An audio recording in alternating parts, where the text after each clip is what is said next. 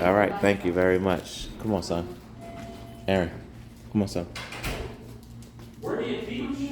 I teach at St. Francis of Assisi in Baltimore, Maryland. Oh, wow. Yes, and this is a summer school. We do like every week we have different like themes, and this week is culture. And we were like, well, what kind of culture? So I was like, well, let's go to the different museums in Chicago since we're going to be here.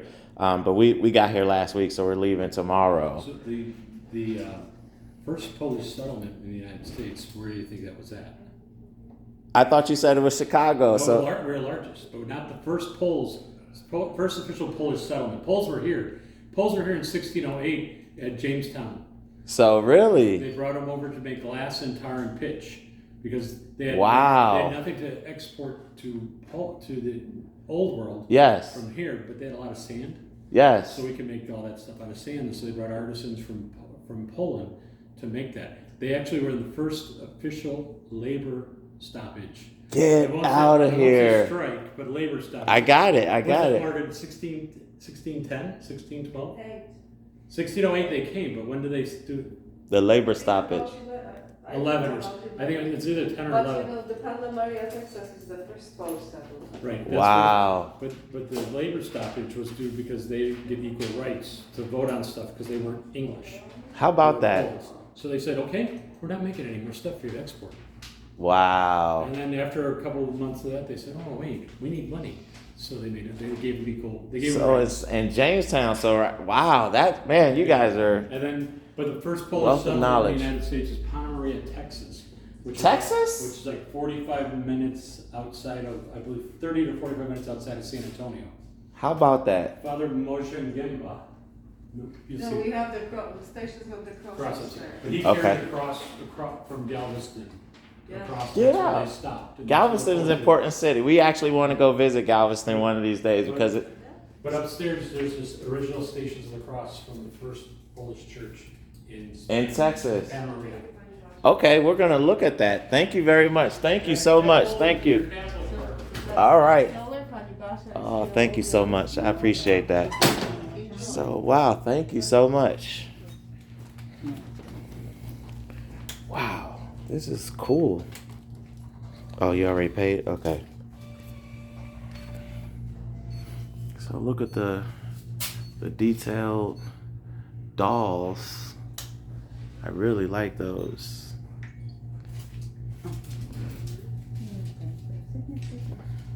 Got magnets, Chopin, music, complete works. So you guys are learning all about not just culture, but history. Look at this pottery. There's a lot of history here, Yeah, look at this pottery here.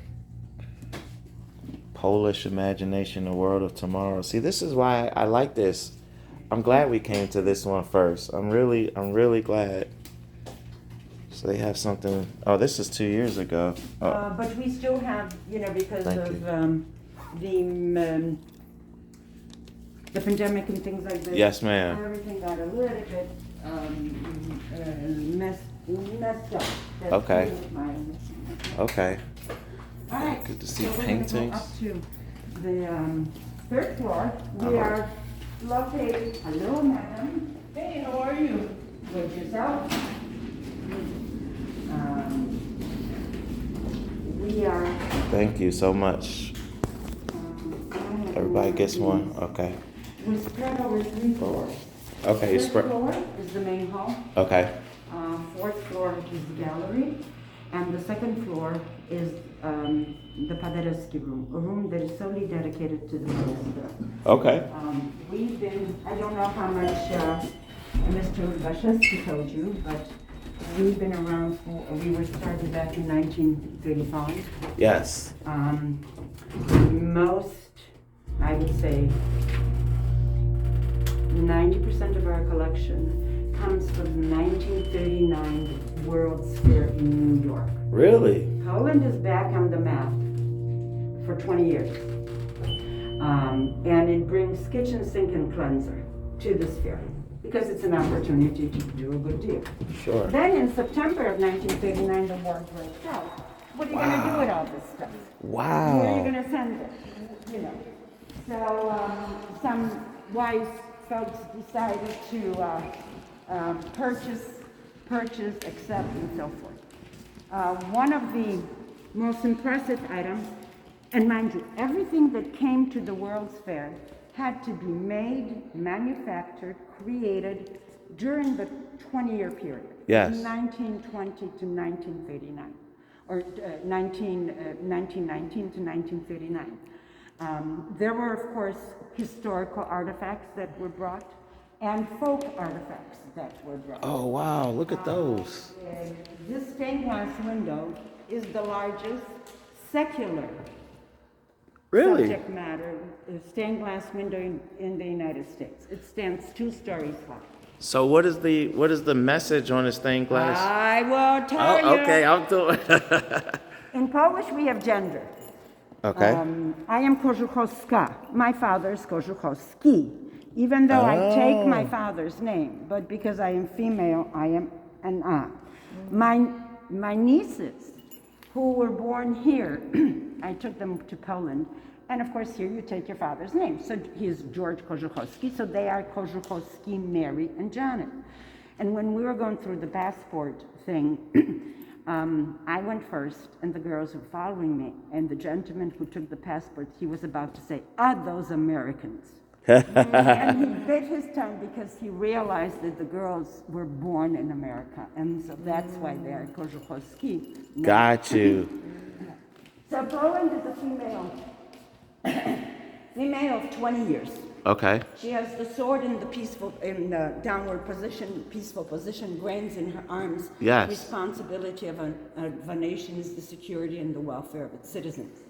The first time we joined the European Union was back in 966. Wow. When we received Christianity from our southern neighbors through marriage. Yes. And so centers, the cities there that have Latin names, Cracovia, Varsovia, Leopolis, Vilna, and so forth, centers of education, of art, of politics, of spirituality, of industry, and so forth, have added to the wealth of the nation and the culture. The narrow blue are city crests. Okay. Poland is mainly an agricultural country. Yes. But we have the 3 disciplines of art, music, and whatever, painting. Okay. We have industry, we have mining. The right-hand side I see. Oh, shows the armies of World War I that put us on the map. right there. The eagle regained its crown after 123 years.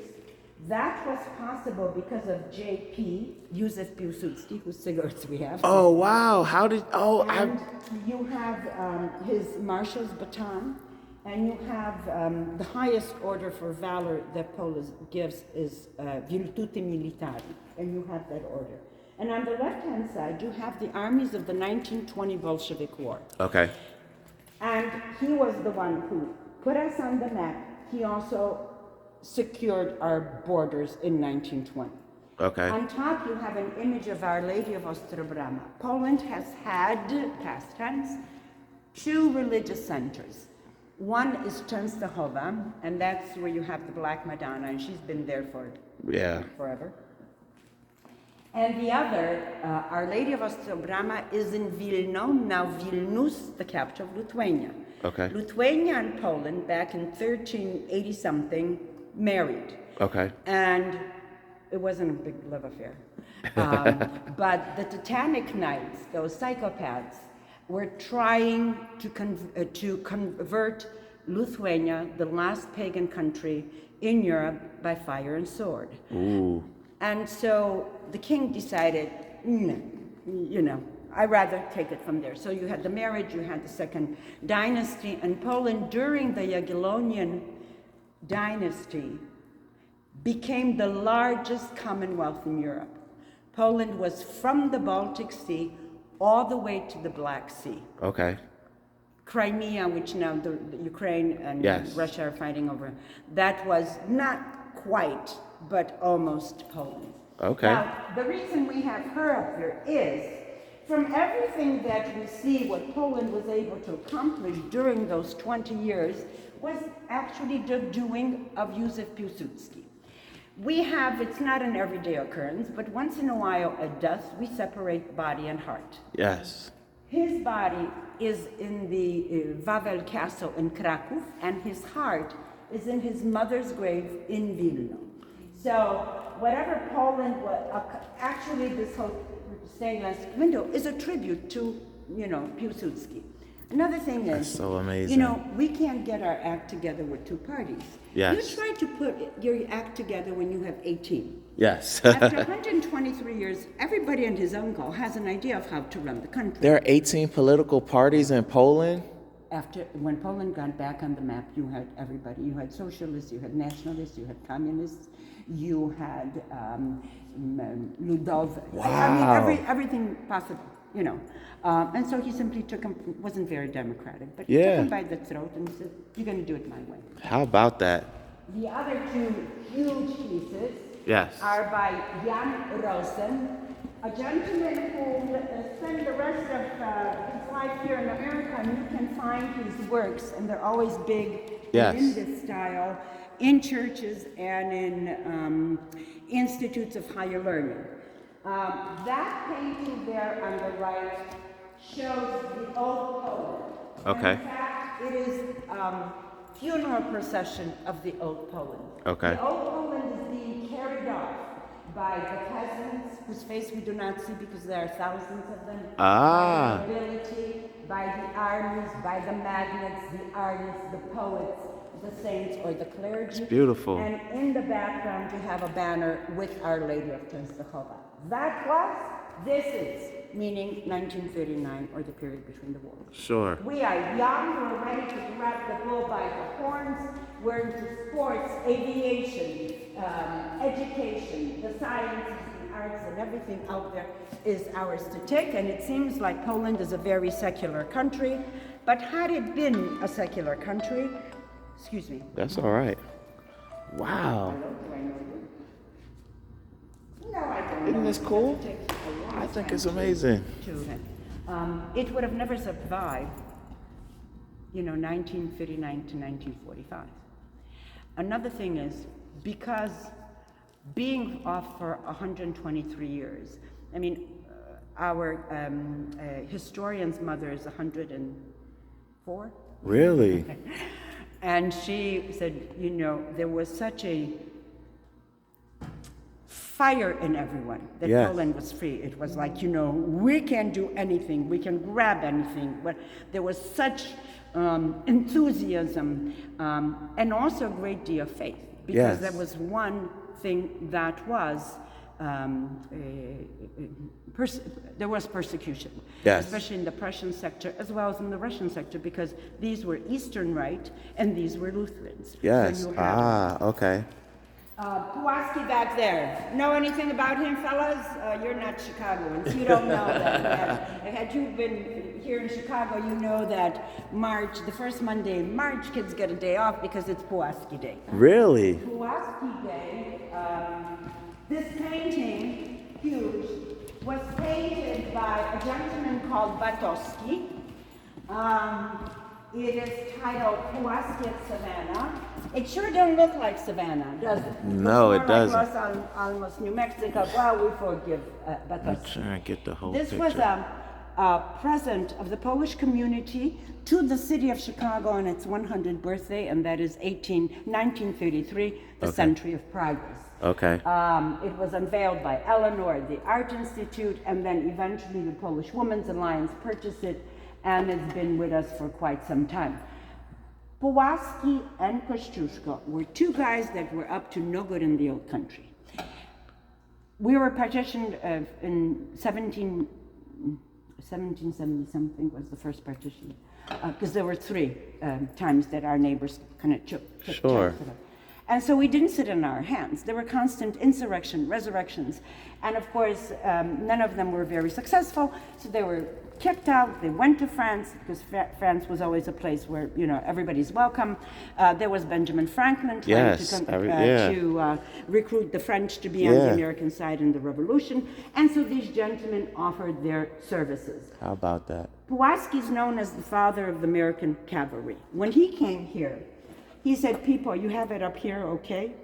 You want to go to war and you don't have a cavalry? Just because you ride a horse and have a saber, that does not make it a cavalry. Yeah. And Europe, that's one thing that was cavalry. And there were certain countries that were extremely good at it.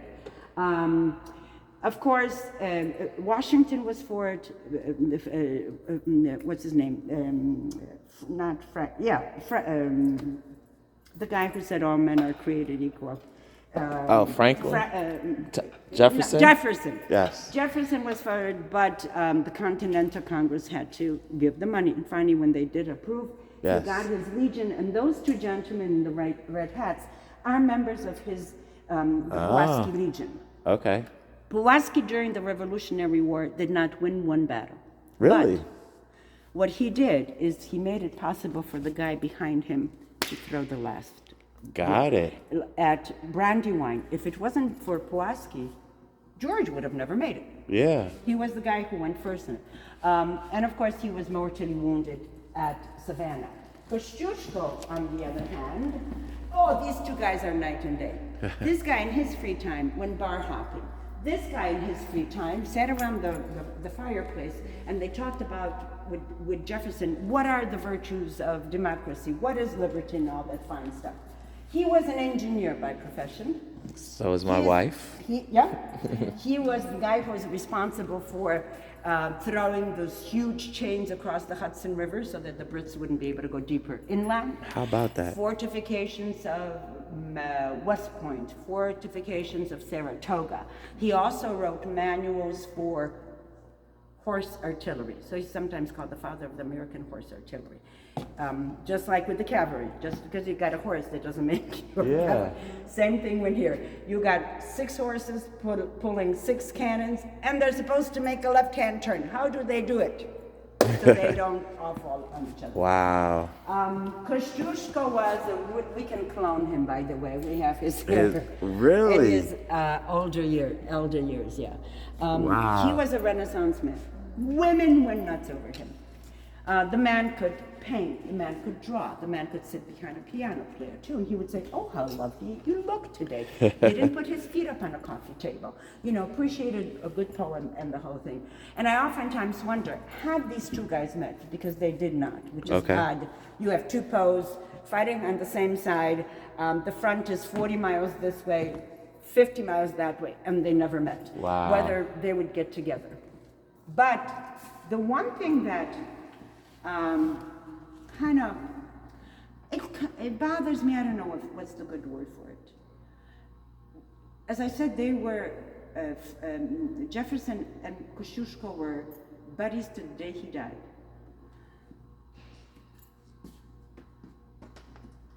And going back a little bit, these two gentlemen did the services to America pro bono. He died, this guy survived, and after the war says, you gotta take payment, otherwise the budget ain't gonna balance. So he says, okay, I'll take it, and he makes what we call his American will. Okay. And he's about ready to leave for Europe, and he says, so I'm about to leave for Europe.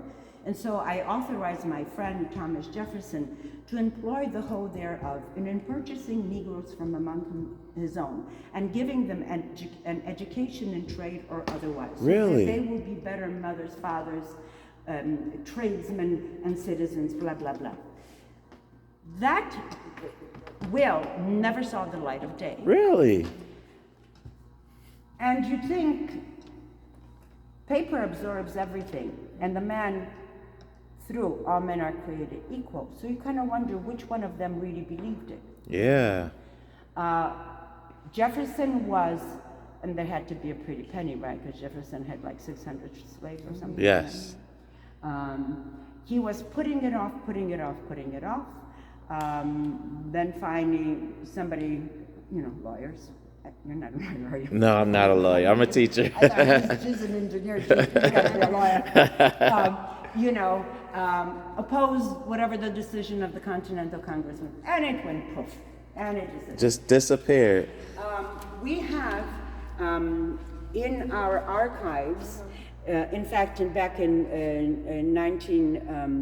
2017, anniversary of his 200th anniversary of his death, we had a beautiful exhibit dedicated to him because we have his correspondence with Washington, with Nathaniel Greene, with Lafayette, Do with you? Jefferson. In fact, when America was celebrating its 200, we published his letters.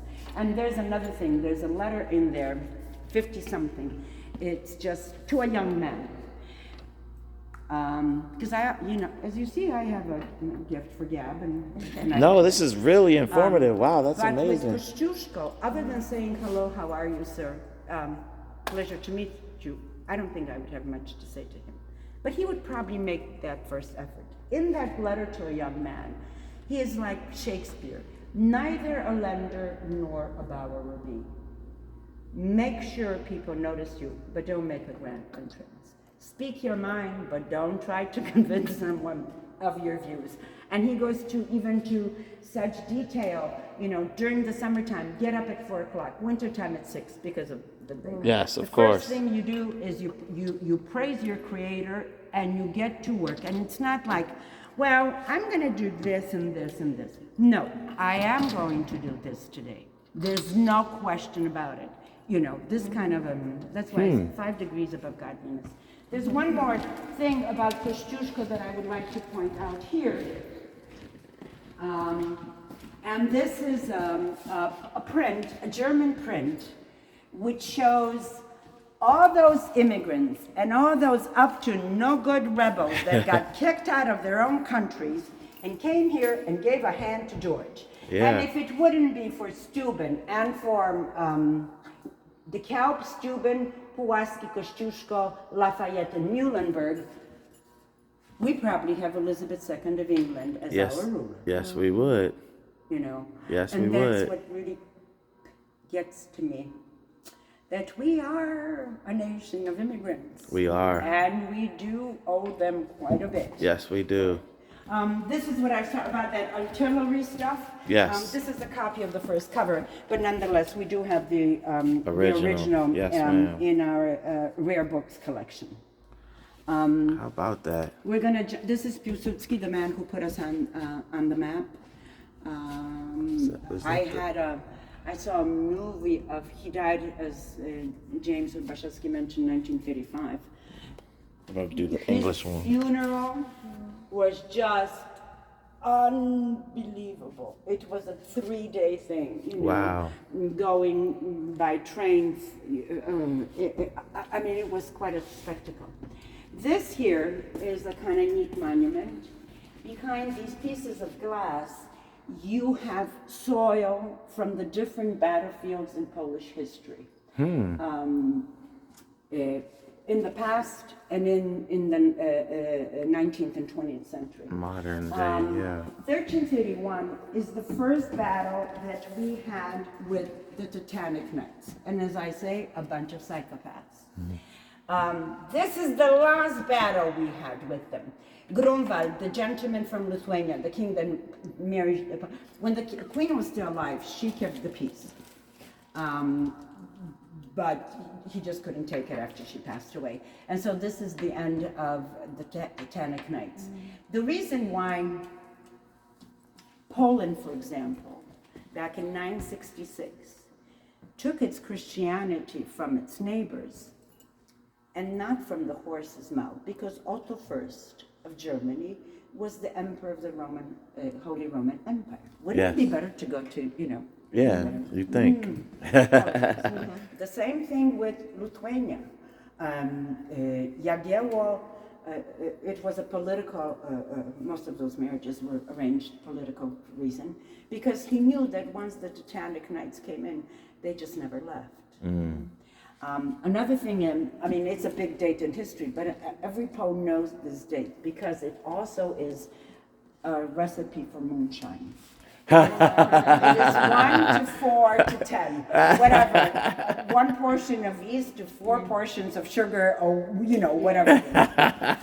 Częstochowa, we had, even though there was a time when the sister of the Polish king was married to the Swedish king, but that didn't help. We had wars with Sweden for a very long time, and they went down very, very down deep south in Poland. In fact, Our Lady of Częstochowa, the reason why she's black is, first of all, she's old.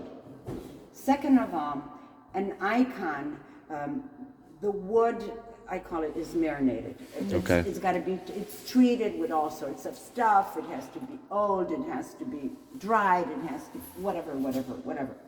Another thing is, she's been hanging in that altar for 500 years. And all those candles burning don't do much good for her complexion. That's right. Another thing is, when the Swedes came around, and the Swedes are Lutheran, mind you, because this is after the Reformation of the Church. Okay. They turned the church into a stable, and they tried to burn the icon. Yeah. And that was another thing that she did not burn. As the story or as the legend goes, it is one of the most, valued Catholic artifacts that we have in Poland.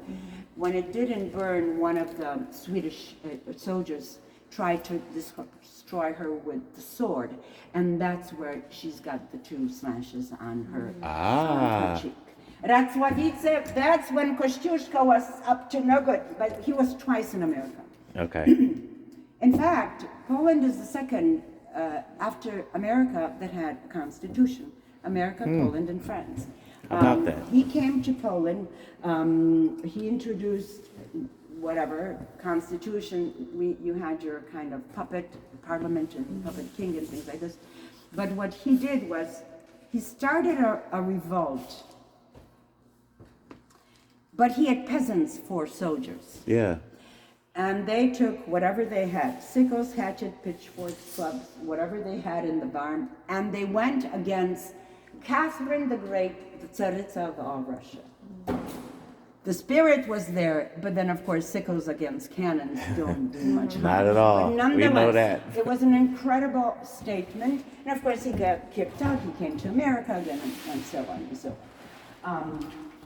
Since I'm going to be jumping because this is not No, it's like okay. Yeah, no, chronological. it's fine. Now, It's perfect. Another thing I forgot to tell you about this hall. When you look at this hall, it has a stage, right? A Yes, proscenium. it does. It had arches here, so obviously it Yes. had maybe windows.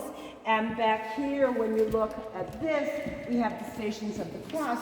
But you had a balcony there. This So was the church? no, Oh. no, it wasn't. Those Stations of the Cross come from Panna Maria, Texas, and I'll tell you about Panna Yes. Maria, Texas. Yeah, the president was later. telling us about that. But this hall served many different purposes: convention, banquets, stage performances, whatever, bingo, and things like that. And it also served in 1917 as the second recruiting center to the Polish army that was formed in America. There were 45 centers, recruiting centers. Wow. When the immigrants came here, I mean, since the moment Poland disappeared off the map, the one thing that you always heard from the cradle on was Poland has to be free. And when World War I erupted, we kind of said, maybe we'll give these Frenchies another try. We tried with Napoleon, it didn't work, maybe we'll try. But because of Napoleon, you have Poles that settled in Haiti and in the Caribbean. Yes. Because they couldn't return back home. I mean, Napoleon won. They were on his side. They just Yes. sent off to Siberia. So they joined his navy. And of course, Napoleon had wars with everybody. He did. The Italians, the Spanish, the English, whatever. And so these guys, since they couldn't go back, they signed up with him. But going back to here, so yes, there was a call to form an army, and the army was called the Blue Army. I didn't plug him in today. Oh, it's but okay. there's a better uniform here that you can see. They were called the Blue Army because of the blue, light blue color of the uniform, and was very similar to that of the French uniform in World War I. They were also called the Haller Army because there was a Polish general named, doesn't sound very Polish name, Joseph Haller. That was their commander. Okay. And then once in France, he was under French command. Now, America was neutral at that time. They were early. So there were 24,000 Polish-born guys that signed up. They went off to Niagara-on-the-Lake in Canada to play soldiers, and then they were shipped off to France. Back in 1917, you were making $7 a week. Ooh. Mind you, you were, most of them were first generation Poles, maybe second generation Poles. They were not very wealthy. At the same time, we were building our churches. Yes. So there was 1 penny that went to the church, 1 penny that went to the war effort, and there weren't too many pennies left. But Polonia, our diaspora in America, hold on to something, otherwise you're going to fall over, raised $6 million in 1917 to train these guys, to equip these guys, to put them on boats, give them, 2 pairs of underwear and 2 extra socks, and send them off to France. Wow. When America joined the war, there were 300,000 Americans of Polish descent that joined. Now, another thing is, out of those 24,000 that went to Europe, to France to fight, 11,000 came back. Ooh. And if you were without a leg or an arm or an eye, that was just too bad. Because they were no man's army. It was an army that came out of a will, out of a spirit.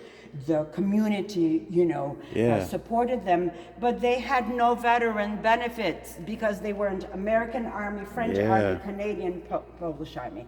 They had it tough. But a year later, and that display that is in the center of the hall shows that they formed an association of Polish Army veterans in America. And that's when they got together. There was a lot of support in the community. They bought buildings that they could live there, and some of them were in bed, their entire life. But they had halls that they could rent out for banquets, for weddings. They had a place where the guys could come around and shoot pool. Yeah. They had halls that they could rent for choir rehearsals or something like that. And that's how they survived. And eventually, you had the women's auxiliary group that got together, and they did a lot of fundraising and things like to this. help them out. That is amazing. And because this is all 100 years old, and this is all real. These are not reprints. Because Chicago had such a large Polish community, you had then, when these guys were dying off, either they gave it these mementos or family members. The one thing that really hurts is when there's nothing attached to a medal. Yeah. It's scrap. And then you think, the kid was 18. He had to do something He did, in order to deserve that medal. So it's, even if we don't know that this belonged to him, but at least we have a name of a person who donated to Yes. us, whether it was a family member. Sure. It makes it feel like there's somebody behind it. Yeah. Otherwise, and we do have many, many, many of these things. That painting there is by Wojtek Kossak. We had 2 families of artists in the mid 1800s. One was the Kossak family. You had grandpa, you had the son, you had the grandson, you had a nephew, somebody else. They were all painters, and they painted nothing but horses and nothing but military, either, battle scenes or whatever. The other family was the Stika family, and there were 2 brothers and the nephew, and that I'll show you in the art gallery. Cool. But this painting, he was commissioned to paint it. It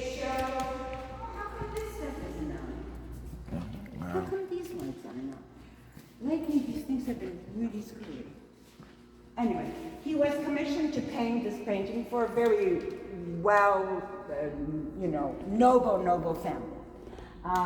He painted it. After a couple of years, there was a fire in the palace. He was asked to retouch it, and that was in 1891. How much retouching he did, we don't know because he never made a copy of the original. So this became maybe a brand new painting. But this is called, this charge and this massacre takes place in Warsaw. If you go to Warsaw today, the Church of the Holy Cross and this building stands. Now, they're not the original because in World War II, Poland was destroyed 92%. Yes. But the old town areas were rebuilt. Yes. It is also said that Cossack, as a boy, was a witness to this massacre. Really? Because they lived down the street that way. And maybe that's why he has that little boy running that way. in front of the church. It left 10,000 people slaughtered. Yeah. It lasted 2 days. It was the straw that broke the camel's back. After this, because this is after the 1863 uprising, it was like, pardon the expression, no way in hell are we ever going to get out of this mess. Yeah. Cossack painting this years after knows what a blow to the psyche and the spirit it was, that even though the deed is done by the Russians and the leader of the Cossacks are as if the Tsar himself in his white gala uniform is leading it, you have the other two partitioners present. You have the Prussian officer there on the corner saluting the deed, and you have the Austrian soldier saluting the deed, as if that's what a blow it was to the pose, as if all three of them did it. When World War II was coming around, the family decided to put it into hiding, and they did such a good job, they forgot all about it. One fine day, the kids are sitting around the kitchen table looking at family photos and say, oh, that used to be in Grandpa's house. Where's that picture? And so they started looking for it. The painting went from Poland through France, Spain, into Canada. And then they finally found it in 1972 in a warehouse in New York. Wow. It was in bad shape. The museum and the family, or who, we came to an understanding. We got it. Then some good ladies got together, raised some funds to restore it. Yeah. And it's been with us ever since. Every time you see Beautiful. this little The Polish sign, pavilion sign. the Polish pavilion, that's what the customs stamp looked like. Every item that came from whatever country every piece had a stamp on it, that because it had to go through customs. And so whenever you see them, that means it came from the 1939. That's the stamp on that, Yeah, on the that is viola? the original stamp, and then we just Wow. Here we have what it is called, and further back, the Zakopane School of Sculpture. There is no such thing as Zakopane School of Sculpture, just like there's no such thing as the Chicago School of Architecture. It just so happened we had a couple good architects in Chicago. And with Zakopane beautiful, actually. was and is the winter capital of Poland. It is the rehab place for, of Poland because the fresh air mountain. And because Zakopane was under the Austrian partition. And if one can say that an oppressor is lenient, the Austrians were lenient. Life went on pretty much usual. You could go to a Polish theater, you could publish a Polish book, you had a choice of schools, English, Polish or German. Okay. So Zakopane was a kind of bohemian hangout. Got it. Through the partitions until 1945, 1950, when the communists kind of stamped it up. Okay. And did you guys watch Downton Abbey? No. I always watch PBS, nothing else. But anyway, Downton Abbey, there's after World War I, it's like, everybody goes nuts. The fashion changes, the music changes, the art changes, the inventions come in and things like this. And these pieces of art are a wonderful example of the Art Deco movement of Cubism, all that craziness that was going on in that time. See it in the rooster's tail, and in the tower here. Of that period. And Poland, as I said, she brought kitchen sink and cleanser, you know, optical things, whatever, tongs to pick up a cake or something like that. This is, wow, We've church got roads. Chicago here. We're going to start from the other. Are these eyeglasses? Those are lenses. This is from the first Polish Optical Institute, or however you want to call it. And I guess we did export a lot of morphine. Yeah. I'm sorry to interrupt. That's so beautiful. Now, this is what you call a token of appreciation. Not a piece of paper that a computer spits out saying, thank you very much for your 25 years of dedication. That's an appreciation token. Róża Kwasigro was obviously a diva. She was in the singing business. Her husband was a composer and musician. She was also the daughter of what we Chicagoans called him Honest Pete. He was kind of here when Chicago got its birth certificate. Not exactly, but one of the I know first what you ones. mean. And he was very active in Chicago politics or city hall. He was a treasurer. And when you say honest about any politician in Chicago, you really gotta, you know. Yes. When I teach U.S. history, I do talk about that. Yeah. Anyway, you folks, I presume, are married. Yes, Do you ma'am. have a video or something of your wedding? Yes, we do. How many times have you watched it? Not often. None since. Why waste the money? This is all you need. These folks got married in Shadowbox. 1893. And all you need is their photograph, you have her veil, you have her crown, you have his boutonniere. And if the marriage is good, it hangs over the fireplace. If not so good, it's in the hallway leading to the kitchen or something. You know, why waste money? Anyway, the church was the center of the, and I presume it is true of every immigrant. It answered your spiritual needs. It answered your political needs. It answered your recreational needs, your social needs, the whole thing. You have St. Stan's Kostka, the church that he was talking about. There were 69 different sodalities and groups, and not all of them were the Holy Rosary or whatever. There were choruses, there were bowling teams, there were, in fact, my church, St. Mary of the Angels, has the second of, it's pieces left of it, had the second of Brunswick's bowling alley. They had cavalry, they had dramatic circles, everything, they, you know, the picnics, the festivals, the whole thing. You didn't have to go beyond your parish for anything. And if you have 40,000 people, whatever is parishioners, what the heck? The church itself is, by the way, it's open 7 days a week, 24 hours a day. They just told us, we're going to try and walk up there. No, it's a no-go street. Division is somewhere here, and St. Stan's is north of Division. Holy Trinity, if you're coming from us going up north, is south of Division.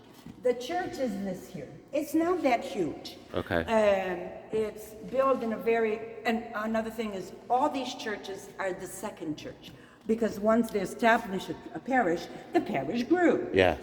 And one thing is, you had a church and a school, and I get really ticked off when my countrymen come around and say, you know, why didn't our grandfathers go into, you know, businesses like manufacturing or the professions or something? Why did they build churches and wear out the kneelers?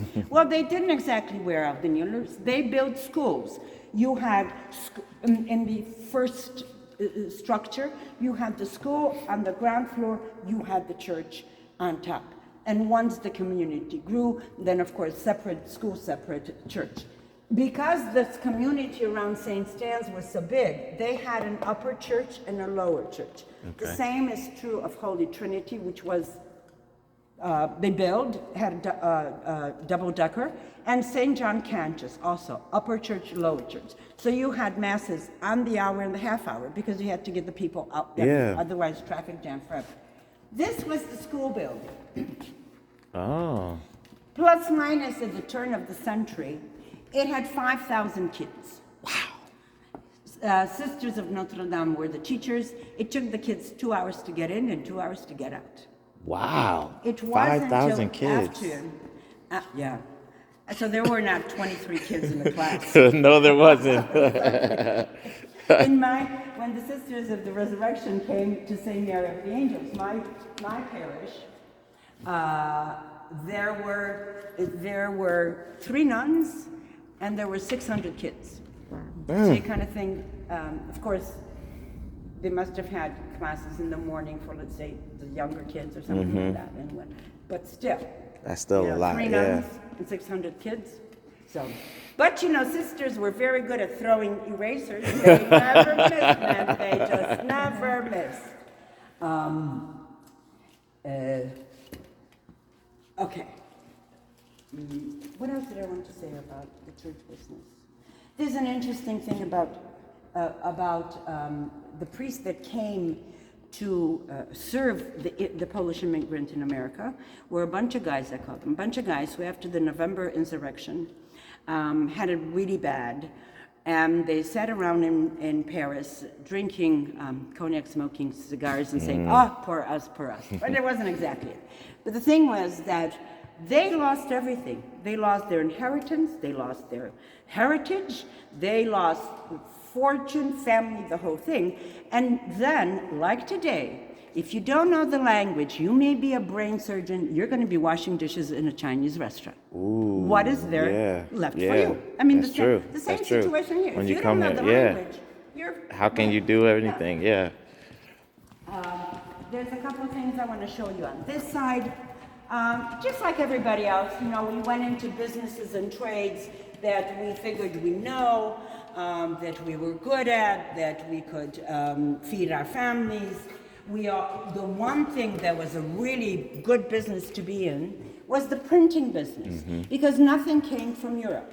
Okay. Maybe Austria, if somebody published a book, but not from the Russian or the Prussian partition. So Mr. Denievich came up with an idea of building a print shop, and he printed everything: prayer books, songbooks, cookbooks, newspapers.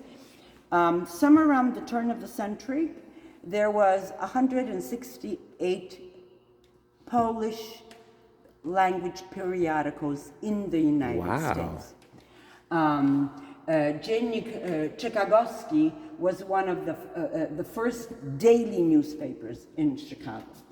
Of course, we organized, places like this, like the Polish Roman Catholic Union or the Women's Alliance, Polish National Alliance. There was no public aid, there was no social security, there was no hotline. So where were you to go to find out my landlord raised the rent without notice? Do I got to pay it or not? Where do I find a good doctor? My old man never came back from work, or he came back from work without one hand or something because he fell under the streetcar. Or just simply have a shoulder to reminisce about the olden days. Yeah. And so institutions like this, they did the financial thing and the insurance thing, but it was also a gathering place for many other, reasons. And also we organized into professional clubs, social clubs. And here you have, this was the fashion of the day, these kind of sashes.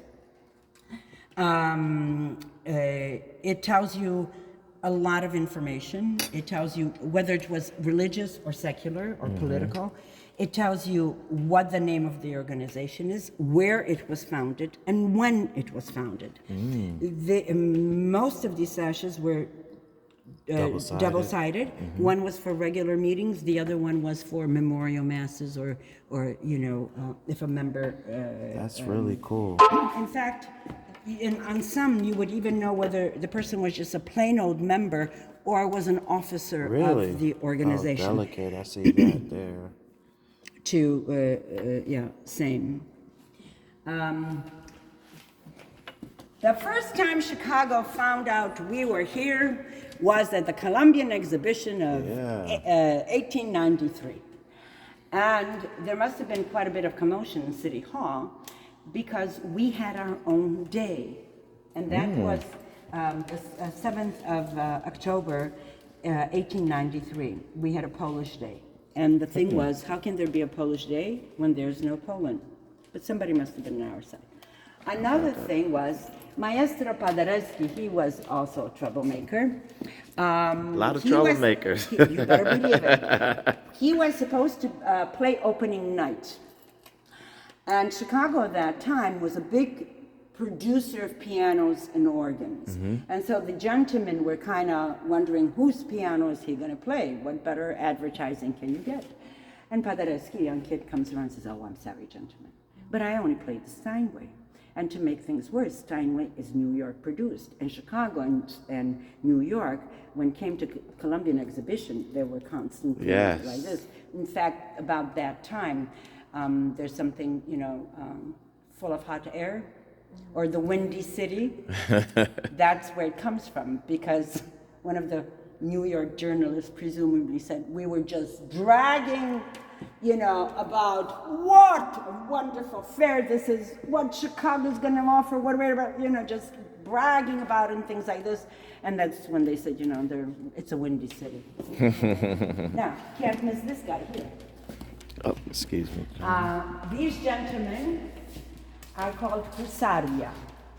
They are no longer knights, but soldiers. Husaria was known to the Poles and to the Russians. The French thought it was an asinine idea for a soldier. The difference between the Russians and our husaria was that our guys had wings, 2 or 1, and the Russians didn't.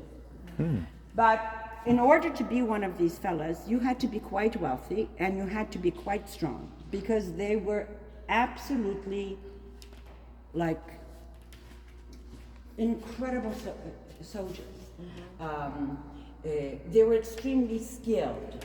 The wings were attached to the saddle. Yeah. Among other things, they did not have a sword that usually required 2 hands, and that didn't kill you. Forget about Hollywood movies, but wounded you. Where these guys had a saber, this is not the proper saber. It's not the proper saber at the time. That was sharp-edged, both edges. Double-edged. Okay. So that you can go this way and then come back and go that way. Ooh. They also had, later on they also had guns, Okay. They had this lance. It is a 17-foot lance.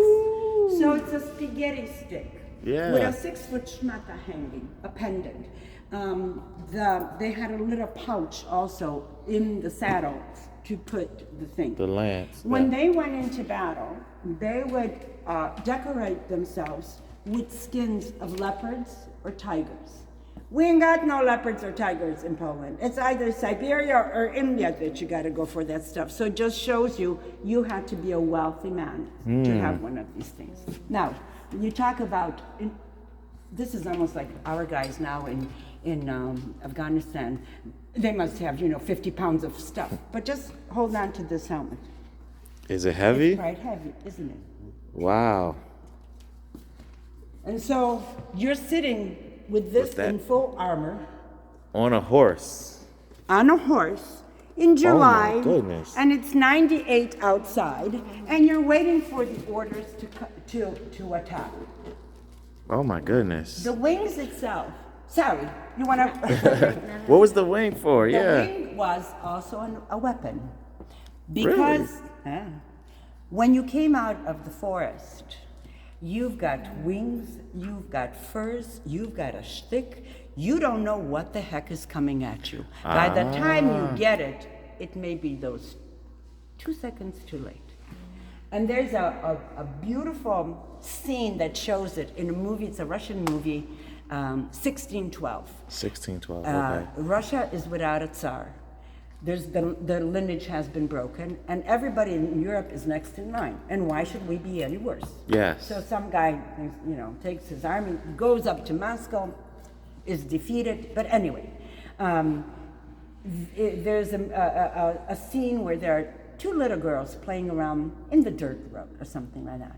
And you have Husaria coming down in sixes or something. And one girl turns to the other and says, look, angels, angels. And that's the whole thing. It's also intimidation. It is. Look what's coming at you. Now, history tells me these guys were really good. 500 of these guys can take down 3,000 men army. Their biggest, and unfortunately we don't remember about that, their biggest battle was the Battle of Vienna, when you had the Turks and Muslims coming up to Europe. They wanted Hungary from Austria, so they came up. The Polish king, Jan Sobieski, gets an SOS message from the Pope, gets an SOS message from Austria. The Germans are being shaky. He has 25,000 of Husaria. He picks up 10,000 of the Germans, and Austria has another 10,000. The Turkish army, there were more, because you had the kitchen coming down, you had the helping hands, but I mean, those that did the actual fighting, the Turks had 80,000, and so Christendom here has 48 or something, half and 50-50. And of course, they win. Out of that Battle of Vienna came out two things that you probably even had today, that are still with us. And that is coffee and croissant. Yes. When you lose, you got to give homage to the victorious, general or king. And Kara Mustafa, when giving homage to Sobieski, presented him with that which was most valuable to the Turks, and that was coffee. Yep. Sobieski didn't know exactly what to do with it, neither did the guys around him, and so he left it in Vienna. And what happened to Vienna and coffee? The best combination there can be. Yes. Right? All right, let's go. Oh my goodness, we got a half an hour left. Yes, ma'am. That's all right. That was amazing, though. Thank you very much. I like these. Gingerbreads. Ooh. Gingerbreads. Wow. Decorative thing. This looks like the logo for Starbucks, doesn't it? It does, actually. How about that? The original logo, yeah. I'm quite sure you're not that old, but when you were youngsters, I don't think you would play with toys like They this. didn't play with wooden toys, no. It was the heck trucks. We tried to get them in the heck trucks. Easter eggs and palms. Another thing is, when we came here from different regions, no matter how try you hard to keep your culture clean, 123 years is a heck of a long time. It is.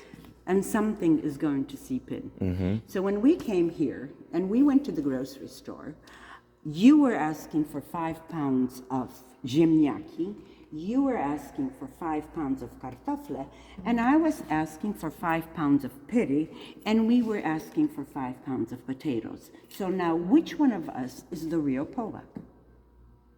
I don't know. And that, everybody unifies when they're in trouble. And we do a terrific job at it too. But there was a lot of suspiciousness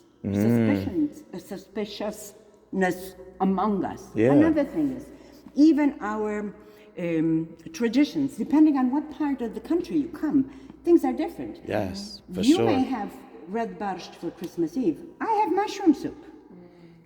Yeah. You make your palms out of dried flowers that when you were doing your harvest, you would pick them.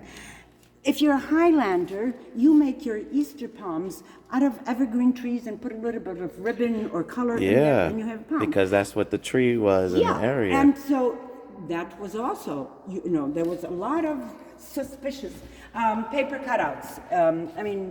Many cultures have that. Yeah. We do too. And it is a custom, or whatever you want to call it, known across the country, but different regions have a little bit different designs. Painting on glass is also a popular folk art. So they paint it on glass? On glass. It is painted on the reverse side, Oh, yeah. Yeah. I like that. And of course, Easter eggs. I can't miss Oh, it. we missed the Easter eggs? Yes. Yes. Oh, right down here. These eggs here come from a region of Poland which is no longer with us. It's called Huculszczyzna. It is the furthest south and east region. Today, it is part of Romania and Bulgaria and Ukraine. And you see the Balkan kind of influence in their Easter eggs and also in some of the other things there. And this is pretty much what you will find across Poland. Some of them are a little bit different. We do have some, geometric kind of little things, but most of it will be the teardrop kind of way design. of making. I see that. Making it. Wow. Well, thank you. Wow. Okay, now we're gonna go to the sled so I can grab a key and then we'll go up to the art gallery. Okay. This sled is around 300 years old, plus minus, maybe plus. Everything in this sled is one horse, one passenger, one driver, and one log, out of which the cradle was chiseled up. They chiseled this out of one piece of wood? The cradle. Okay. The cradle. Really? And this is a sled for ice and not snow. It was a gift of our last king to his daughter, who through marriage to Louis XV of France became Queen of France. And a little interesting thing, this sled was found in Florida. Really? And you may wonder how it got there. Well, nobody knows, but I do have a version of what could have happened. The Louisiana Purchase was a huge chunk of land, Yes. which required administrators, which required tradesmen, which required clergy, whatever, to populate it. And so maybe somebody was leaving the palace and they said, oh, why don't you take this? Maybe you'll make use of it somewhere.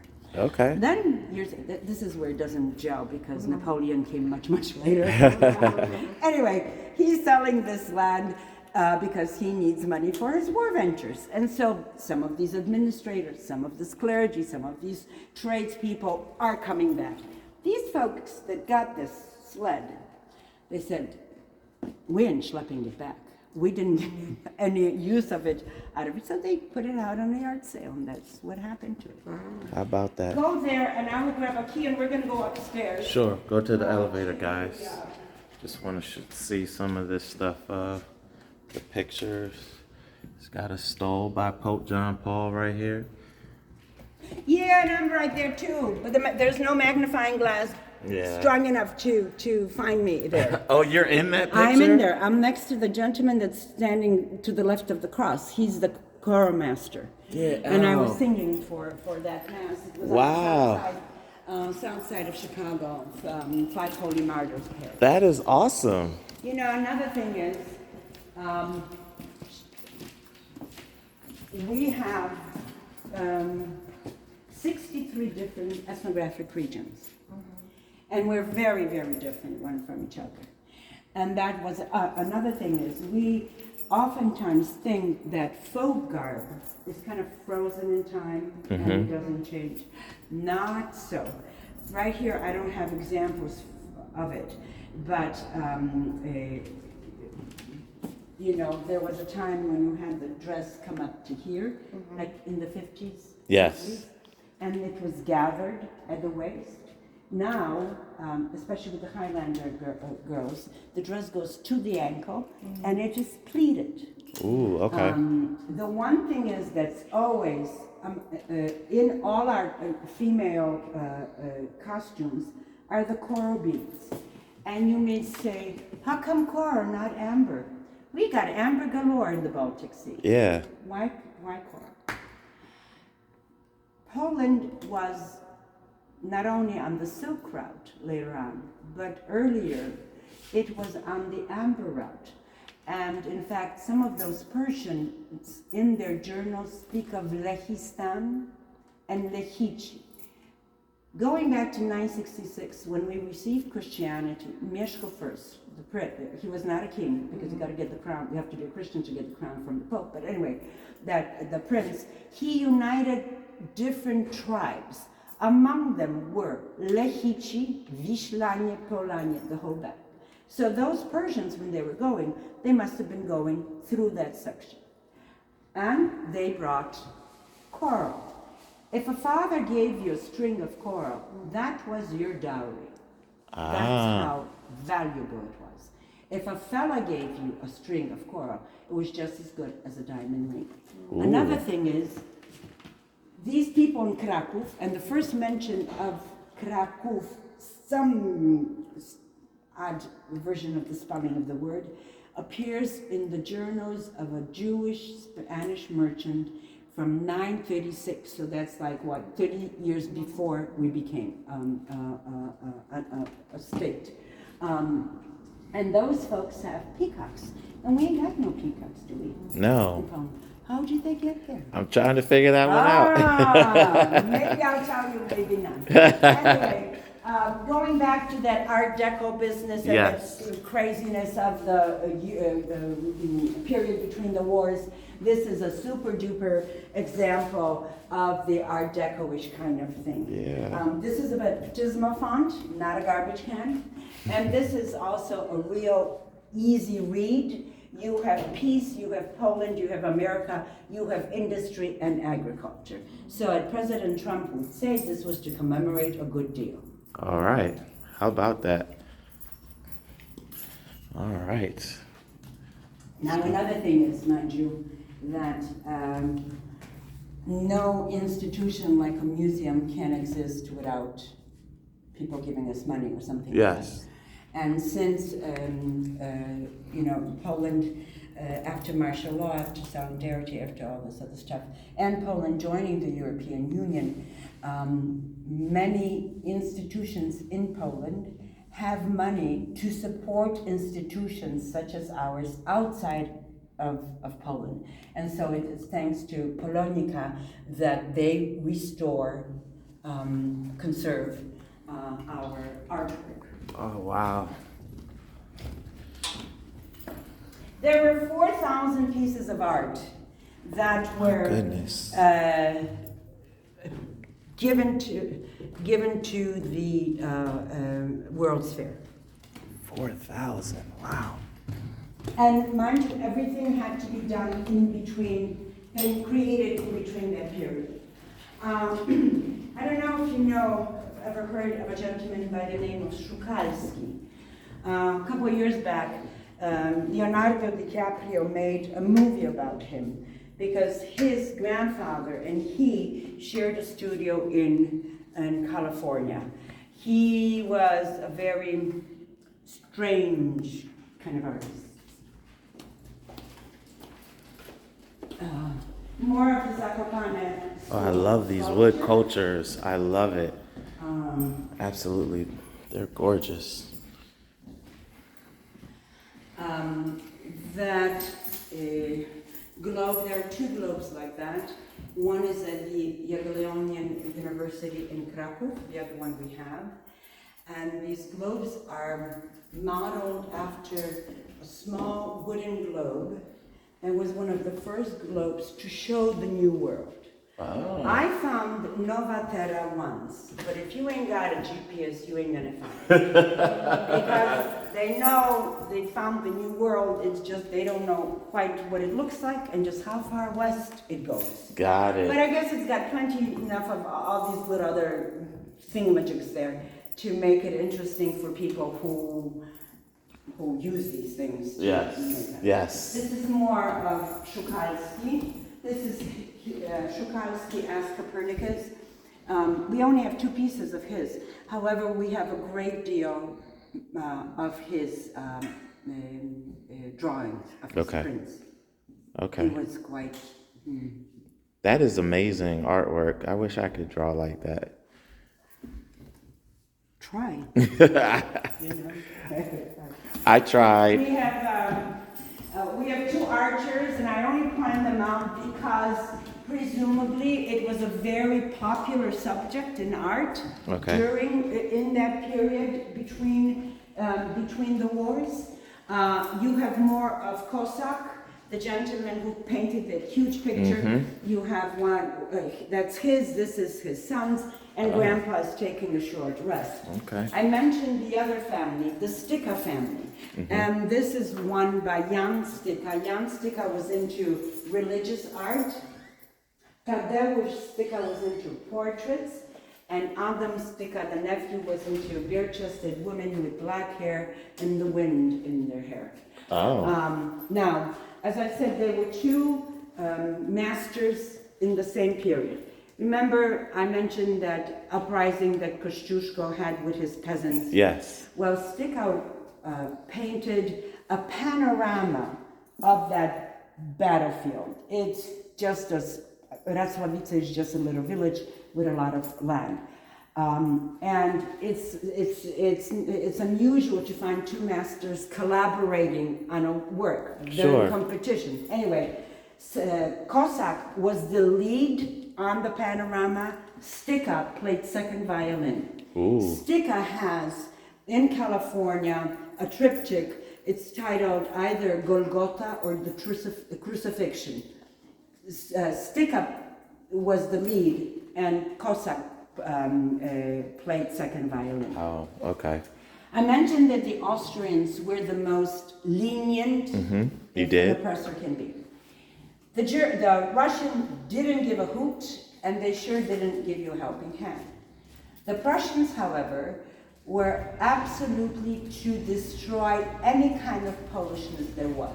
Okay. So we have, for example, a tradition on Holy Saturday to take our basket with our Easter eggs and food to be blessed in church. That's a no-no because it's a Polish tradition.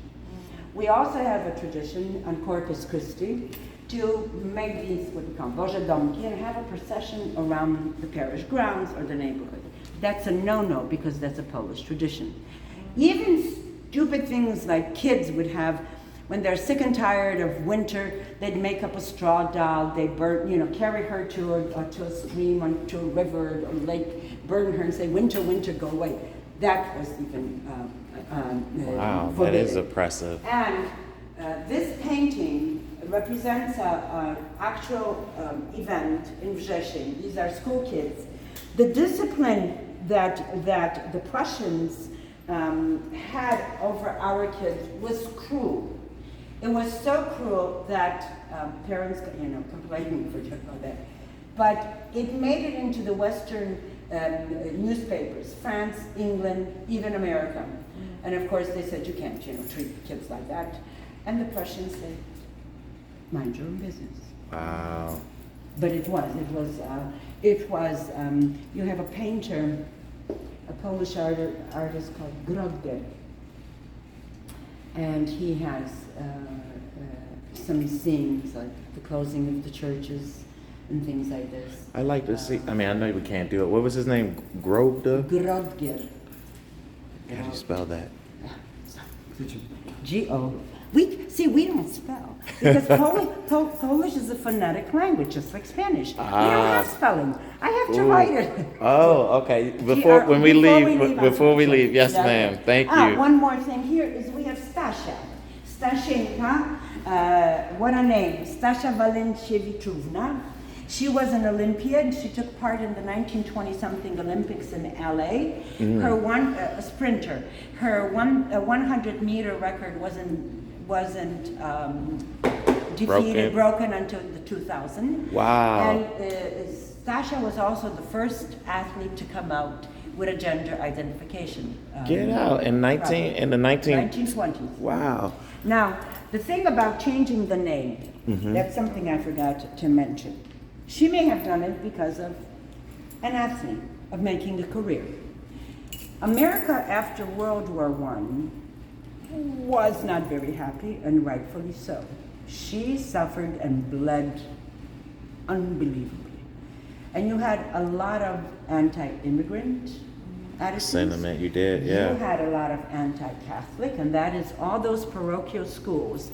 The language of instruction was that of the ethnic group. Yes. And English was a language, and history, American history, was a subject, whether it was Polish or Greek or whatever.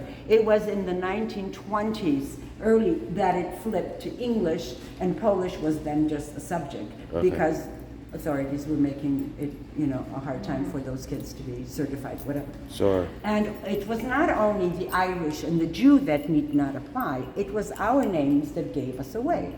And so Kożuchowska became Kozan, Szafrański became Schaefer, Wesołowski became Weiss, Krzywdziński became Krydwin, and so on. And so that may be also, whatever the pressure was, but because of the change to Stella Walsh, I wanted to make that little.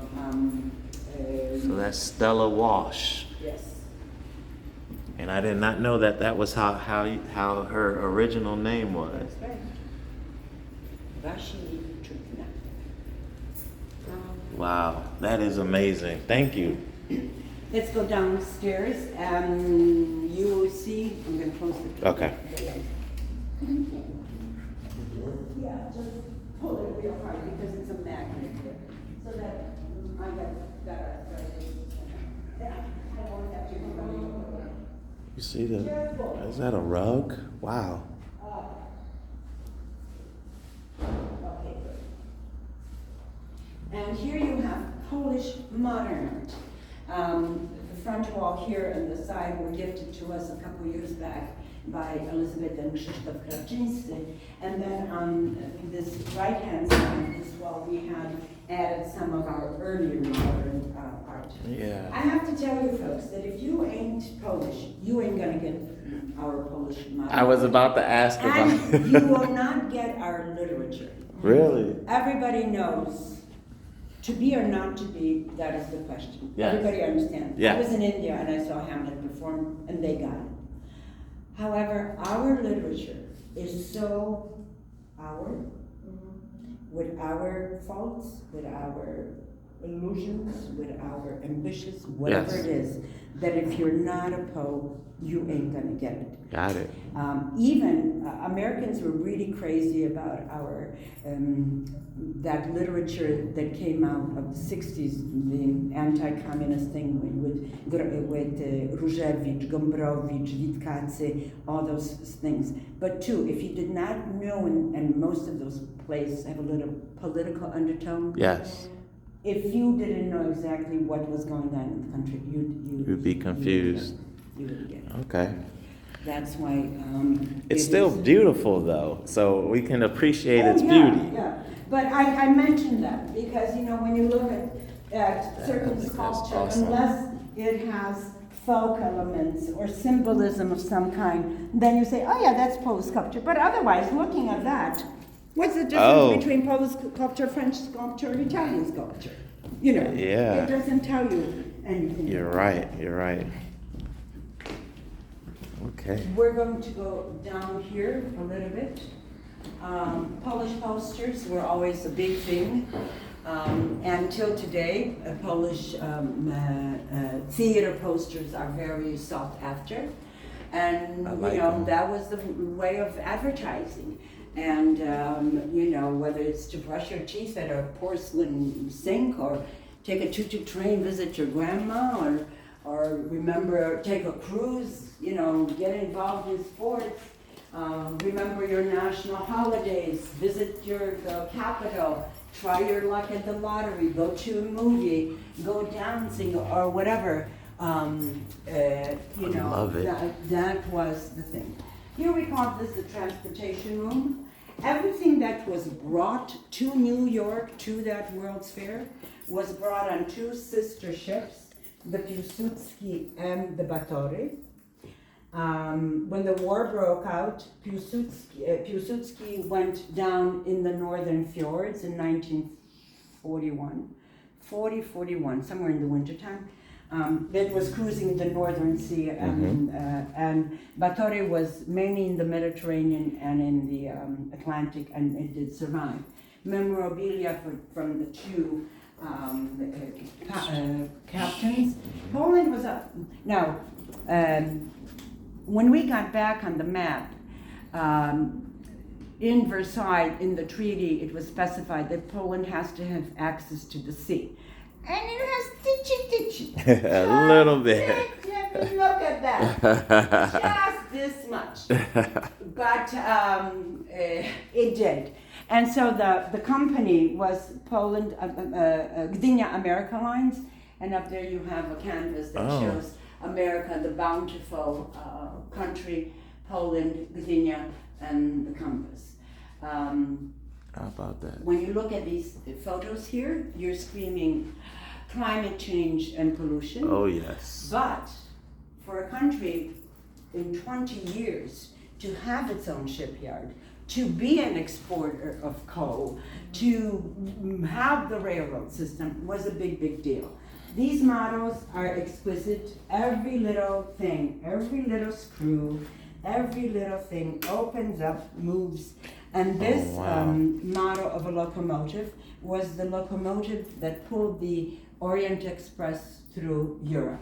This wow. kind of futuristic, aerodynamic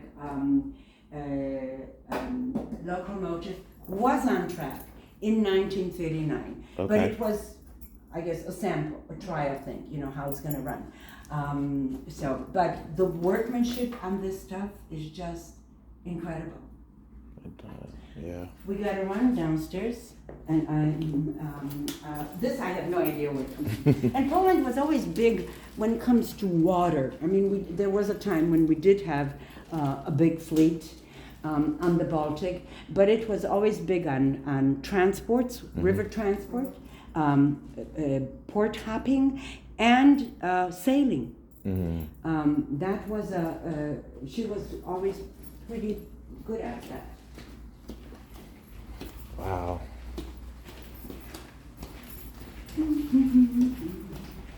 Love this. And we go downstairs. Yes. This is the gentleman who started the museum. He had the wisdom. He was a journalist. He was a historian. He wrote quite a few books on Polish past in America, and they're quite good, very thorough.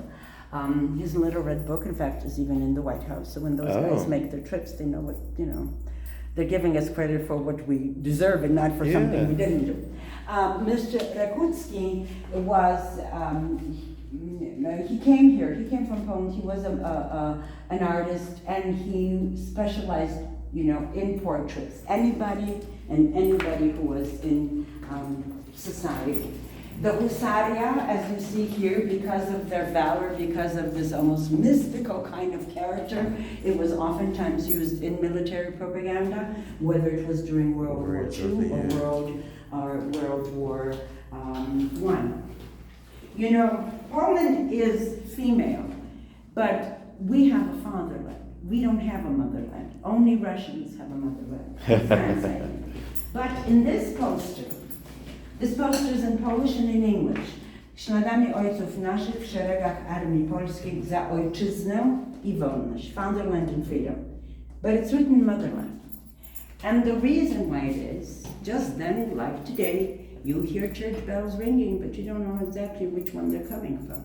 And the same thing there. You might have had the headlines that we're at the war, but what war, with whom, where, and all this other stuff. Now, one thing is for sure, when you say fatherland, you associate it with Germany right away. I mean, you know, through World War II, or whatever. And so to make sure that if you were willing to support the cause by saying motherland, and you haven't seen the Polish business, you know, Gotcha. you'd give in support. Got it. Okay. It's a good piece of information. It is very Thank you. rarely used, the term motherland. I mean, the first time, and I'm 68 and I went to Polish school, the first time I saw motherland, you know, the fatherland translated into motherland English for the first time. I'd never come across that phrase. Matrednaya, yeah, the Russians have it, but not us.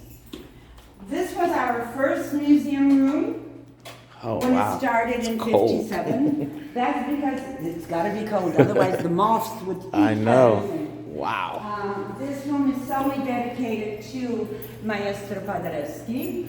For you young gentlemen, and you don't know, he was the super duper bravissimo star. He was Elvis Presley, Tom Jones, and the Beatles put together. And if you don't believe me, just look at this photograph of him performing Oh, wow. in the old Madison Gardens. That Wow. 30,000 people were there.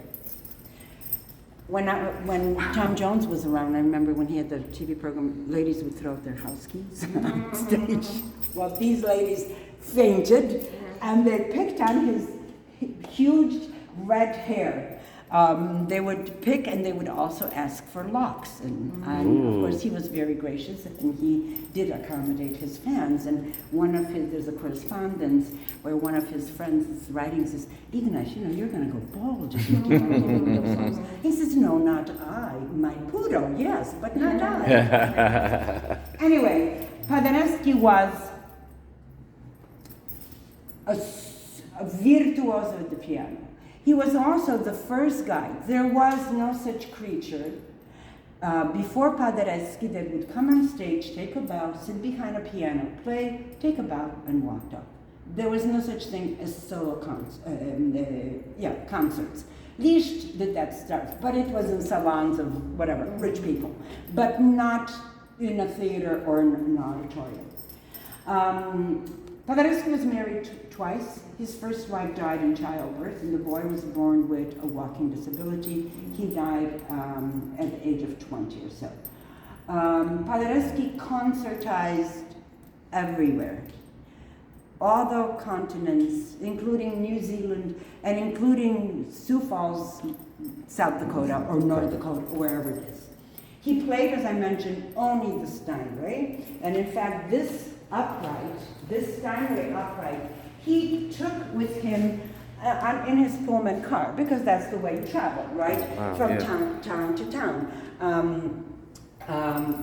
There's one place where you can see the Maestro live, and that is a movie that was made, he died in 41, the movie was made in 37 or something, called The Moonlight Sonata. You can go on YouTube. I've heard you of the can find Moonlight it. Sonata. If the opening number is in an auditorium, and it's a beautiful Art Deco auditorium, and so oftentimes if they do movies about architecture, that theater is shown there. Okay.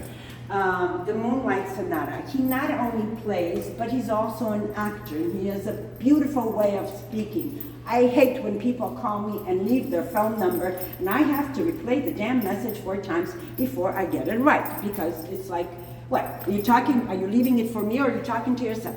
And I'm a theater person, it's just, anyway, in the olden days, especially because I call him the poster boy for that Polish army. Yes. Because he was an artist. He was, like today, artists know people, influential people, wealthy people. They know which door to knock. And so he was the poster boy. He was making his speeches here in Humboldt Park to 100,000. Wow. And when he spoke with sense and there was a certain melody to it. Sure. So that when he spoke, he made sure that you heard it, and then he would continue. Anyway, in that movie, when he plays the Moonlight Sonata, which is almost a character in the movie, and he also plays his signature piece, the Minuet. He is so composed and so cool, so in control of it, that you wonder, what does he do with the emotion and the energy? And what he did with the emotion and the energy, he unloaded it in that little chair that he designed himself. It has all sorts of screws, so that if you're pushing your butt into the chair, he can tighten it up. When he's pushing his energy into the back of the seat, it was like a rocking chair. And that's where he unloaded his energy. So when it came to the real thing, it just close your eyes and let it flow. How about He that? had a huge hand. Perfect for Chopin and Beethoven. Big hand. I mean, put yours net Let me on see it. if mine. And just how large it is. Wow, yeah, you got a big He hand. had a very big hand. His thumb was And he was huge. also called the butcher, because once he finished with a piano, it was schmelz. The ivories would pop up, the something or other would pop up. And he was a very generous man. You had a talented kid, you had a sick kid, his kid, he'd take care of the tuition, your kid, he'd send off to Switzerland. But every so often, he did have this thing about asking, how did we do in the box office?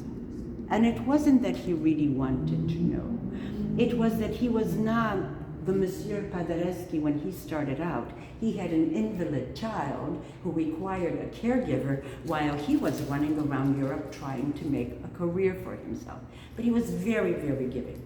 He was also, after the war, before that, he had the ear of President Wilson. When Really? Wilson was going to the League of Nations, he said, Wilson, remember, Poland and all those little countries that got gobbled up by the empires, the Slovaks, the Slovenians, the Estonians, they got to get back on the map. And in those 14 points, the 13th point was that Poland and all those little countries that were gobbled up by the Austrians and the Hungarians, whatever, get back on the map. And in fact, he was the signer of the Versailles Treaty. This is probably the most precious item we have, the signer of the Versailles Treaty on behalf of the Polish nation. He and Mr. Dmowski. Paderewski did not belong to any party. He was Paderewski himself. He was also Poland's prime minister and secretary of state. Wow. But he wasn't very good at it. And so after a couple of years, and of course, when he got involved with the whole war effort of raising funds, knocking at doors, he put his career on hold for 5 years. Then they went to Switzerland. She had her geese and ducks. He would write music and things like this. He, those veterans, that 11,000 that came, some kind of made it in the world, some didn't. But on his 75th birthday, they got together and they presented Paderewski with this pocket watch. It has 75 diamonds, it has 75 hearts, it has the map of Poland, the keyboard, the music and things like this. And Oh, wow. when you get home or whatever, during the pandemic, when we didn't have guests, we made a couple of little movies. And my colleague did because there's just so much symbolism. Yeah, in that one little pocket watch. We have these short 8-minute, 11-minute movies. If you go on YouTube on our website, you'll be able to get a lot more information than I can give you. His name is there and everything. Wow. Anyway, when they came back to America, you folks drink? I do. No one else does. They're not Do you allowed. drink? I figured that. Do you ever drink wine? I do. Zinfandel? I do. Next glass you raise to the maestro. Are you serious? When he came back from Switzerland, he brought with him the Zinfandel grape, and he had his own winery, and the winery still exists. Of course, I have no idea how it tastes, because I ain't gonna pay $100 for a bottle. For that I can drink for a month. But anyway, yes, and it's presumably it's a pretty good wine, and it's still in existence. Okay. The furniture that's back there is the furniture. A year before he died, he was a resident at the Buckingham Hotel in New York. That was gifted to us by his sister. Okay. Paderewski is one of two that is not American, that is not military, and that is not a citizen, that was buried at Arlington Cemetery. Get out. That honor was bestowed by President Roosevelt, saying for his contribution to world peace and his contribution to world culture. Now, mind you, when he died at 80, he wasn't concertizing 4 times a week. Those women that were fainting have already met their master. So what did he do for America to deserve such a send-off? New York, you don't see the end of these crowds. The military power. This always reminds me of Jack Kennedy's funeral. I remember it well. He always wanted to return to free Poland, but of course, 41, you still have the war going on. And so he's buried at Arlington Cemetery. A couple years passed by, and the mortuary that is preparing his body for burial is closing up shop. How can a funeral home go out of business, right? But anyway, And somewhere on a shelf they find his heart, going back to the division of whatever. Chopin, the same thing. Chopin's body is in Paris and his heart is in Warsaw. They find his heart in a jar of formaldehyde or whatever you keep it in. And of course, only family can decide what to do with this. So all of Polonia goes looking for family. We knew he had a sister Antonina who had a son, an engineer in California. We finally get to him and he says, go ahead and do whatever you want. Not exactly, but you know. And his heart is finally put to rest 45 years after his death. And he died in 41, and this was in 1986 that his heart is enshrined in Doylestown, Pennsylvania. And you may wonder, what? Doylestown, Pennsylvania, nothing but a hick town, except that it has the shrine of Our Lady of Częstochowa. And Doylestown is the American Częstochowa. So at least once a year, on August 28th, you get that 150 or 200,000 pilgrims that will enter that shrine and will see his heart enshrined in the walls. And then his body, after martial law, solidarity, free elections, Wałęsa's president, George Bush Sr. and Barbara are going for their first state visit. The body is exhumed and it is taken on Air Force One in 1992 or something like that. And he finally rests in peace in the Cathedral of St. James in Warsaw. Wow. There's something else I wanted to tell you. Oh, quiet. I forgot. Wow. Something about him that I wanted to tell you. Oh, well. No, this That's was. in the capsule. Yeah. I have to tell you about the radio that you were looking at. Oh, That's she was the looking at the latest radio. thing that we are so excited about. It got a real nice facelift. The only thing it needs is to have this fixed. But anyway, young man, come and take a peek in the back here. Just take a peek. Did you ever see tubes, glass tubes in a radio or in a TV? Daddy probably hasn't. He probably. Light bulbs? No. They're not light bulbs. They're bulbs. All this is fun. It's like, there's a typewriter. There's a small typewriter, and a kid came in and says, "What's that?" And I was about to say, "Oh, for a smart kid, you're awfully stupid," but but the thing is, I forgot. The kids are born with computers and They are. They are. And this darn thing works. And the awesome thing, this is a Polish-produced radio. It came to the New York World's Fair, and there are only 6 of these left. We have 1, and 5 are somewhere out there. And you may say, "Yeah, Barbara, what? They made 10 of them?" Well, no, they probably didn't make too many because in order. So we have extra bulbs, and they have prices on them. When my grandfather hired a farmhand for harvesting, he paid him 2 złotych for the day. To buy one of these bulbs, and I have them there, are 20 złotych and 80 groszy. So who could afford to buy a radio? You would, an engineer would, a lawyer would, a doctor would, an actor would, but not your regular whatever citizen.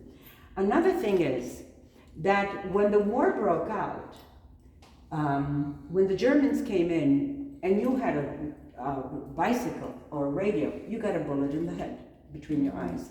When the Russians came in and you had a radio, you got shipped off to Siberia. And when the communists finally came in 1945 after the war, you had this little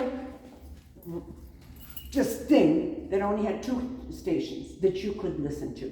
This was a no-no.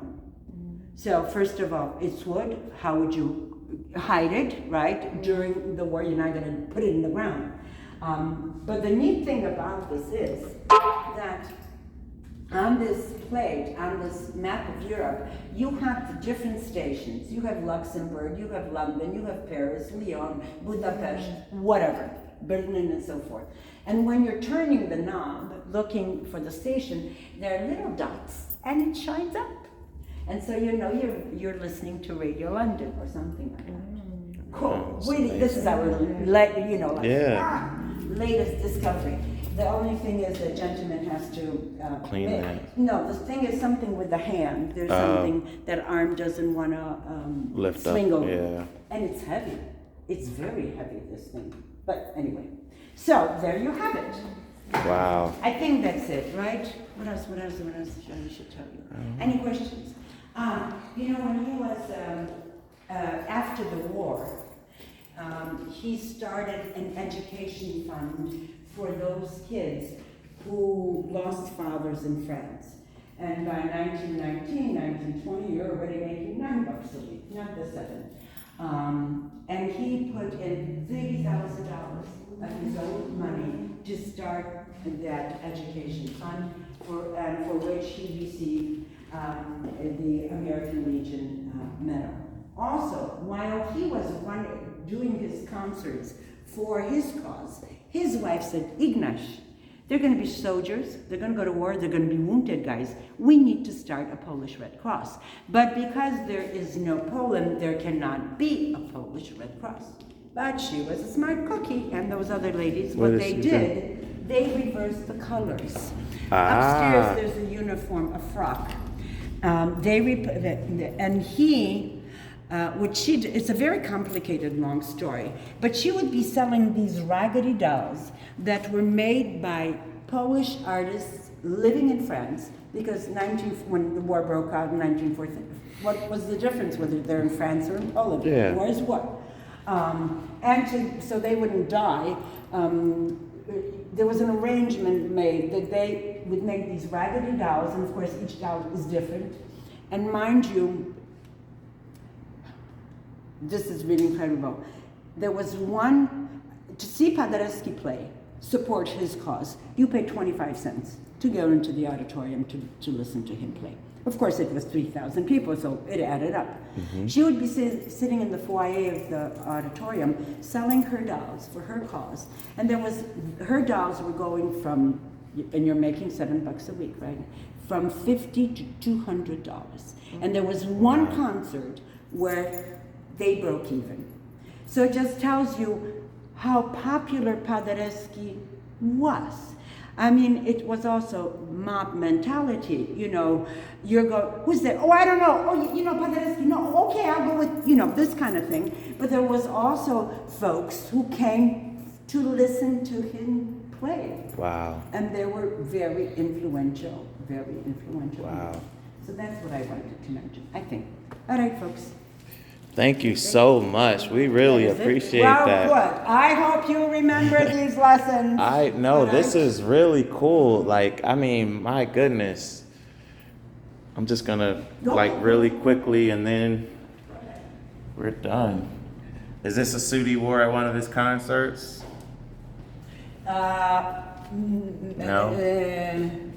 Did he wear a frock? I can't remember whether no, he wore a frock. He wouldn't have. Okay, but another thing that he did was he made American men more kind of stylish. Yes. Yeah. They started wearing, fur coats and the fur collars and the hoops and things like this. Yeah. Because he was like that, and men wanted to get the ladies like him. Oh, and he had a couple of lady friends in there. Yes. It's amazing that he never got those two, or three mixed up. But this is pretty much his actual size. When you talk about men of that era, so he wasn't very. They were short, but he was. He was pretty tall for that. Yeah, for that year. For those years, he was. Yes. Stand next to him real quick, because you're about 5'10". So yeah, he was about 5'10". Wow. Okay. That's awesome. Well, thank you very much. We're going to log off, and we'll come back to you another time. And please, like I said, go on our website. We are. We have a couple, I talk about Polish theater, the beginnings in Polish theater. The colleague talks about the watch. There's a colleague that talks about, I mentioned that Pulaski Day is the first Monday of March. And of course, this year it was virtual. Otherwise, we got the politicians, especially if it's election year. We got everybody. Anyway, but we have a crazy, she's the treasurer of Cook County, Maria Pappas. And she's a lady, there was another one, she's passed away, Judy Bartopinka. whether it was election year or no election year. They always came and they always had a check for the museum, things like that. And she comes up there and she says, you know, and this is streaming line, says, you know, I like it this way. You don't have all these politicians making the same speech over and over. Oh, wow. Because she was always very original. But that is true. At least people who were watching for change got to know something more about the painting, about the painter, about Pulaski. You know, there's one episode even about the girl who does conservation of our art. You know, how she goes about and things like that. So yeah, there are a couple of, there's maybe 7 of them all together. Short. Mine, of course, is the longest because I talk the most. No, that's or cool. Or they figured that my information is just so valuable they couldn't. Well, thank you very much.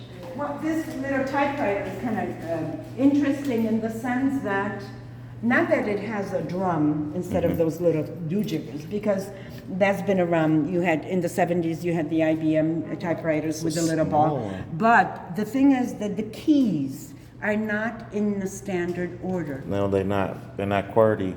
I don't know why. And of course, those things were standardized already a long time. So why? It doesn't have the QWERTY setup.